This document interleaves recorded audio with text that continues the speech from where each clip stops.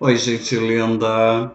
Esse é o canal Mania de Livro, eu sou Sidney Grassman e se você gosta de literatura, gosta de conversar sobre livros, por favor, inscreva-se e não esqueça de dar o seu like. Isso é muito importante para mim e vai ajudar muito o canal. Muito obrigada a todos que têm se inscrito. Eu percebi que o canal deu uma boa crescida, que muitas pessoas entraram e isso me deixa enormemente feliz. É um canal simples, não tem grandes coisas, é só uma conversa, um bate-papo sobre livros, né? Com o tempo eu sempre penso em dar uma ajeitada, em fazer uma coisa mais significativa, mas eu penso que significativo mesmo é a conversa sobre os livros. Os vídeos de hoje, gente, hoje são 16 de janeiro e o vídeo de hoje é sobre as leituras concluídas ou em andamento do mês de janeiro. Janeiro eu me propus a ler 4 livros, mas acabou que entrou um pouco mais de leitura, porque janeiro é janeiro, né, gente? Estou de férias, estou em casa de mamãe, Rendinhas, casa de mamãe, lembra? Ah, e claro que sobra mais tempo para ler, e a gente está menos estressado, enfim, a gente acaba lendo mais, né? Vamos às leituras. Bom, gente, concluído eu só tenho um, os outros estão todos mais ou menos no final. Esse aqui, a trilogia de Nova York, de Paul Auster, não vou me deter muito porque é o livro do mês. Na semana que vem teremos uma resenha na segunda-feira sobre ele. A trilogia de Nova York, já vou adiantando, um livro muito bom. Ahn, São 3 histórias dentro de um mesmo livro, são 3 historietas, podemos chamar de 3 novelas. A primeira é Cidade de Vidro, a segunda é Fantasmas, e a terceira, que eu já estou quase terminando, é O Quarto Fechado, acho que amanhã eu termino, amanhã ou quinta eu termino. A trilogia de Nova York. Eu estou lendo 4 livros ao mesmo tempo, eu procuro ler mais ou menos 40 páginas e aí intercalo com o próximo livro e assim tem fluído bastante bem esse método. Não vou me deter muito sobre a trilogia de Nova York. É um livro de suspense, é um suspense muito bem escrito. Paul Auster é um autor muito inteligente, foi meu primeiro contato com ele. Percebi que é um autor bastante respeitado na América do Norte e no mundo, com muitos livros, ele ainda está vivo. Eu vou querer ler mais coisas dele. Esse aqui foi o único concluído, eu terminei essa leitura sábado, né, dia 14 de janeiro. Foi minha primeira leitura concluída de 2023, A Vida pela Frente, de Émile Ajar, que na verdade é um pseudônimo de Romain Gary. Já contei para vocês todo o bafafá que deu, porque Romain Gary ganhou um prêmio, o prêmio Goncourt, que só pode ser dado uma vez na França. Uma vez que você ganhou o prêmio, você não pode mais concorrer, mas ele, de uma maneira um tanto desonesta, criou o pseudônimo Romain Gary, concorreu com esse aqui, A Vida pela Frente, e venceu. Só descobriram depois da morte dele. Em 1980, ele se suicidou, deixou uma carta contando que Émile Ajar, na verdade Émile Ajar, e Romain Gary são a mesma pessoa. E que ele havia escrito esse aqui, A Vida pela Frente. Ai, o que eu posso dizer desse livro, gente? É um livro que tenho certeza absoluta que vai encantar muita gente. Ele pode até se tornar o livro favorito de muita gente. Por isso, não se desencorajem com o que eu vou dizer. Mas eu não gostei de algumas coisinhas, né? Tem uma excelente proposta, uma excelente trama que gira em torno de Momo ou Momô. Ele é francês, então acho que deve ser Momô, mas eu sempre falei Momo. O Momo, Momô, não sei, não importa, é o apelido de Mohamed, um menininho árabe também com esse nome, né? Só podia ser árabe. órfão, não sabemos quem são seus pais. Ele acredita que é filho de alguma prostituta, porque ele foi entregue ainda bebezinho, só sabemos o seu nome, Mohamed. Ele foi entregue para uma senhora, uma judia, chamada Madame Rosa. Né? A história se passa em 1970, só bem no final que ele situa, né? Eu só sabia que era um pós-guerra ali. Madame Rosa é uma judia que veio da Polônia e ela se prostituía na França na época em que Paris foi ocupada pelos alemães. Notem que é uma proposta muito boa, né, em termos literários. Podia ser muito melhor explorada. Para mim, a grande falha que houve nesse livro é o narrador criança. Eu não gostei desse narrador criança. E não é por ele ser criança, mas porque eu penso que Romain Gary, ou Emilia Jarre, como quiserem chamar, ele não soube dar o tom certo para essa narrativa de uma criança, né? Ele transformou o Momo num narrador assim, que falava uns períodos meio incompletos, né? E o leitor tinha que entender que ele estava falando assim porque era uma criança, só que crianças não escrevem nem falam assim, não é? Eu achei que ele falhou nesse narrador criança, que houve algumas falhas. E também, assim, me pareceu que as histórias eram muito assim.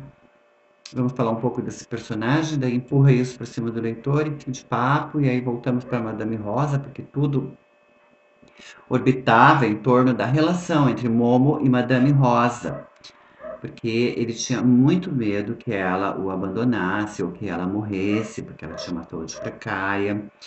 Né? Ela sofreu muito na juventude, porque os nazistas a levaram para Auschwitz, que é o pior centro de concentração que já houve na Europa. Lá ela sofreu muito, mas não fala os detalhes do que aconteceu, né? Deixa tudo na imaginação do leitor. E aí Madame Rosa volta extremamente traumatizada, ela sobreviveu à guerra, e aí velha e cansada, já não podia mais se prostituir, né? Ela começa a cuidar de filhos de prostitutas, e é assim que ela sobrevive, cuidando de crianças que não têm para onde ir, em geral filho de prostitutas. Então a história se passa naquele apartamento da Madame Rosa, em Paris, num sexto andar sem elevador, e Madame Rosa caminhando para cima e para baixo. É uma história gostosinha que eu tenho certeza que agradaria muita gente. Então não desista por eu não ter, assim. Eu gostei, mas não achei aquilo todo. Né? Eu não achei, assim, que foi uma maravilha de história. Né? Eu apenas gostei. Foi válido. Esse vai para doação. Ah, eu ia falar aqui que depois eu descobri por que Emile Ajar fez a trapaça toda do concurso. Ele queria provar às pessoas que os juízes e críticos que fazem parte do concurso não prestam atenção no texto que estão lendo, e parece que ele provou que é verdade mesmo. Que é isso mesmo, não prestam muita atenção. Eles vão indo pelo que foi falado, pelo que está na mídia, e aí vão, né? São aqueles concursos assim que não tem, apesar de que é um concurso bem respeitado na França, mas pelo que eu percebi, assim, não é o melhor que vai ser aprovado. É aquele que o pessoal falou bem, então foi isso que Romain Gary quis provar na época, quando ele sabotou o concurso. Sabe que eu achei essas histórias assim em torno do Romain Gary, em torno da publicação desse livro, do concurso, das coisas todas, muito mais interessantes do que essa trama. Eu achei que essa trama é uma excelente proposta, porém foi mal explorada, poderia ter sido melhor explorada. Essa é a minha opinião da situação. Então, eu acredito que muita gente poderia gostar. Por exemplo, se você gosta de O Menino do Pijama Listrado, livro que eu acho superestimado, eu acredito que você vai gostar de A Vida pela Frente. Esse aqui, eu estou quase no final, acho que amanhã eu termino. Mas o romance em si eu já terminei. O que terá acontecido a Baby Jane? O romance eu já terminei. Mas no final nós temos três contos. O que terá acontecido a prima Charlotte? Primeiro o ovo. E tem mais um conto aqui que eu não lembro mais o nome. Tá por aqui. Onde é que tá? Sidney. A Estrela de Larry Richards. Então são 3 contos, mais um romance. É um romance relativamente curto, isso é terror. Aqui é dito que é terror gótico, é um terror assim, mas, como eu direi, chique, né? E é a história da Baby Jane, que no cinema é interpretado pela maravilhosa Bette Davis. O filme está disponível na HBO Max, já corri, já assisti, adorei, vale a pena, preto e branco, muito chique, muito... Ela é uma atriz maravilhosa, e a Joan Crawford, que faz o papel de Blanche, também é uma atriz maravilhosa. As duas se odiavam mesmo na vida real. Acho que isso ajudou, porque na trama elas se odeiam. É a história de duas irmãs que se odeiam, ambas foram atrizes, quando a Jane foi atriz quando era muito menininha, uma atriz mirim. Com o seu trabalho de atriz, ela sustentava a família. E como acontece nessas situações, muitas vezes os pais não conseguem ser bons pais, porque eles enxergam uma galinha dos ovos de ouro naquela filha. Então, o que aconteceu foi que Baby Jane não teve uma educação adequada a uma criança, não teve assim aquela estrutura necessária para a formação de uma boa criança, de uma boa índole. E Blanche cresceu às margens daquele sucesso da Jane. Isso fazia com que ela tivesse muita inveja e também muita mágoa, principalmente em relação ao pai, que dava toda a sua atenção para Jane. Os pais dessas duas meninas, Blanche e Jane, vieram a morrer ali por 1918 com a famosa gripe espanhola. Agora com a Covid a gente já conhece melhor a gripe espanhola. E os dois foram vítimas dessa gripe. As meninas ficaram sozinhas no mundo. Nisso, a beleza de Blanche despontou, chamou atenção. Ela era considerada lindíssima. E Jane começou a não fazer mais sucesso. A coisa foi mudando de lugar. Jane foi se apagando e Blanche foi reconhecida por Hollywood e se tornou ali na época áurea do cinema uma das atrizes mais glamourosas e destacadas da época. Fez um enorme sucesso, um enorme sucesso. Então as irmãs, agora a história se passa em 1959, o livro foi publicado em 1960, o filme é de 1962. As duas estão já bastante envelhecidas, né? Já são duas senhoras, moram numa casa. Há sim uma ideia de que uma está tentando matar a outra, é aquele tipo de horror psicológico que o que é pode não ser o que parece. É um filme bem inteligente, fez muito, eu estava lendo sobre esse filme, fez muito sucesso. Mas por favor, gente, lenda, leia o livro primeiro, tá? Não faz essa sacanagem. Aqui são elas, Bette Davis, que é a Jane, e Joan Crawford no papel de Blanche. Joan Crawford também tem alguns escândalos na vida dela, inclusive eu quero ler o livro da filha dela, né, que eu acho que eu li na adolescência, em que ela bota todos os podres da mãe para fora, mas esse bafão vai ficar mais para frente. É o que terá acontecido a Baby Jane. Por favor, primeiro leiam o livro, só depois assistam o filme, tá? Vocês não vão se arrepender de seguir a minha sugestão. Também estou lendo Um Calhamaço. Isso aqui tem 900 e tantas páginas, 905, 907, se você considerar a tabela que tem no final, 907 páginas. É As Benevolentes, de Jonathan Little. E não à toa que tem essa cor aqui que lembra o sangue, né? Porque isso aqui é um banho de sangue. Esse livro não aconselho para todo mundo, mas quem gosta vai amar. Quem gosta do tema, assim, a Segunda Guerra, o Holocausto, os horrores, as barbáries. Eu adoro estudar esses temas, principalmente o Holocausto. Mas aqui, gente, é sob o ponto de vista de Maximilian Aue, que é um jovem alemão de origem francesa, um jovem nazista.